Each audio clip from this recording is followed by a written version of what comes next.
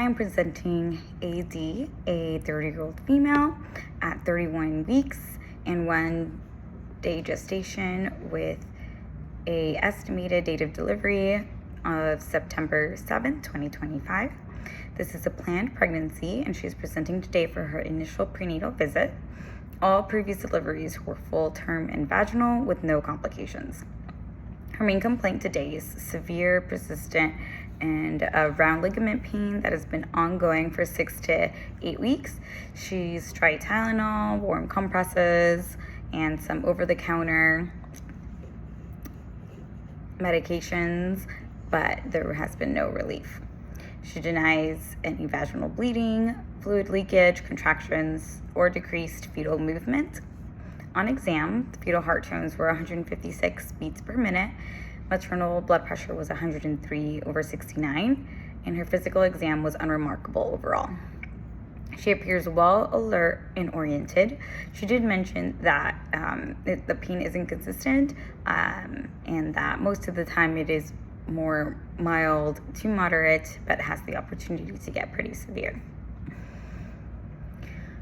My top differentials for her pain include round ligament pain, pregnancy-related postural or musculoskeletal back pain, or sacroiliac joint dysfunction.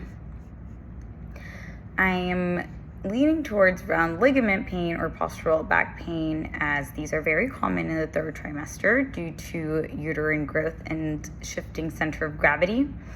However, she describes the pain as severe and unrelieved at times by basic conservative measures, which raises the possibility of sacroiliac joint dysfunction, especially with her history of 3 prior vaginal deliveries and the mechanical strain that comes with it. I don't suspect preterm labor since she has no uterine cramping, cervical changes, or abnormal discharge. I'm wondering, when non-pharmacological methods like the over-the-counter braces and Tylenol and things don't work, what's your next line of management for 3rd trimester pelvic pain? Also, do you usually refer patients like this to a prenatal physical therapy?